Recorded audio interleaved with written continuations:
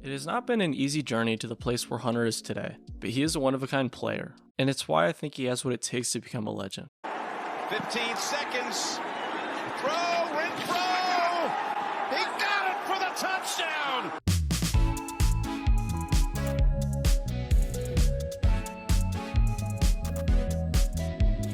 Out of the cool eastern coast of Southern Carolina in Myrtle Beach, Hunter had football in his DNA. Not only was his dad a football buff, but his high school coach at Socastee High, where my man Hunter was able to do his thing at quarterback. Not at wide receiver, but Q, as he was pretty dang good, but not good enough to be anything above a 2-star recruit, as a lot of it was due to the fact that he was way undersized at around 5'10", 155. Nonetheless, since he was a pretty low-rated recruit, it was not much of a surprise that Hunter received offers from low D1 and D2 schools like Appalachian State, Gardner-Webb, and Presbyterian. Although it seemed like he was going to commit to one of the smaller schools, Hunter decided to bet on himself and walk on at Clemson. While taking a redshirt his first year with the team, Hunter was able to put on over 20 pounds and was able to receive a scholarship going into his redshirt freshman season. As he would say, never in a million years would I have thought that this would work out. Dabo even joked that if you lined up all the managers along with Hunter, he'd be the 10th guy that you'd pick to be him. So needless to say, by this time already, Hunter had gone above and beyond what was expected out of him, and so his nearly 500 yards and 5 touchdowns seemed completely out of nowhere. A major reason as to why he went so unnoticed up to this point was the fact that 1. He was undersized, 2. Wasn't flashy, and 3. A 2-star recruit. Even with all the odds stacked against him time and time again, Hunter was still able to show up and perform day in and day out. His former teammate and potential Hall of Fame talent in Deshaun Watson admired his work ethic and character no matter if he gets the ball or not, because it's easy to be a great teammate when you get 15 targets a game, but when you're a walk-on, it's a whole different story. No matter the case, in the national championship, he was able to show out with 2 touchdown passes in a close loss.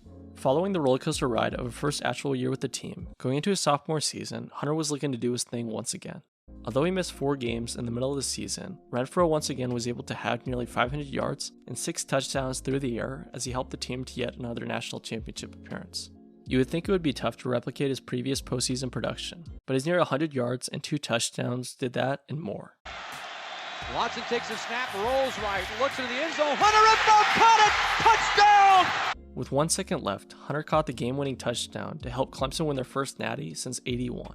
Less than 3 years after he joined the team as a walk-on, Hunter had already become a legend, and so going into his junior year, he was just looking to do what he does. I would say over 600 yards and 3 touchdowns were able to do that, as he further proved that he had the talent to produce with some of the best. But then if you fast forward to his next year, and with Deshaun leaving for the NFL draft, it wasn't all that surprising that the Tigers weren't able to take down the Crimson Tide as they lost by nearly 20. But even though the season ended on a sour note, going into his last year with the Tigers, Hunter wanted to end on a high note.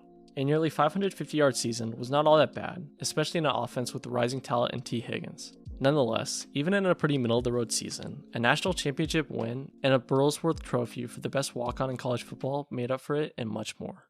Even though he had a solid career in Death Valley, just like when he got to Clemson, going into the NFL he was not a sought-after prospect. And so it wasn't that much of a surprise that he went nearly 150th overall to the good old Oakland Raiders.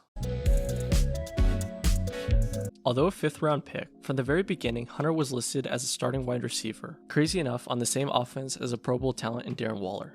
Anyways, just like his first year with the Tigers, my man was able to do his thing from the get-go, with over 600 yards and 4 touchdowns in only his rookie season. Keep in mind that he did all this in only 13 games, because of a broken rib and punctured lung near the end of the year. But my man Hunter was not new to setbacks, and was not going to let anything keep him from playing his best football in Las Vegas. His over 650 yards and 2 touchdowns in his sophomore year were not too bad a way to follow up his impressive rookie season, but Hunter wanted to take his game to the next level going into the following year. Over 1,100 yards and 9 touchdowns did that and much more, as he had by far his best year to date in not just the league, but it seems like football in general, as he was able to make a Pro Bowl in only his 3rd season with the Raiders. Upon that, my man was able to help Las Vegas to the playoffs, and although they lost in a close game to Cincinnati, the fact that they got there alone was proof enough of Hunter's game. But anyways, following the rough end to the season, it seems like the Raiders were looking to put themselves in a much better position moving forward, as they went out and signed superstar Davante Adams to a massive deal. So now the team has Darren, Hunter, and Davante rounding out one of the best receiving corps in football. Although Hunter's stats may take a dip, just like his time in Death Valley, I'm sure he's just trying to win football games no matter what happens. Even then, I think he'll still be able to put up solid stats, but considering the fact that arguably the best wide receiver and tight end are in the same offense, let's just say it may be more difficult than before. What do you guys think? Will Hunter be able to do his thing with Devontae and Darren, or will he get lost in the mix?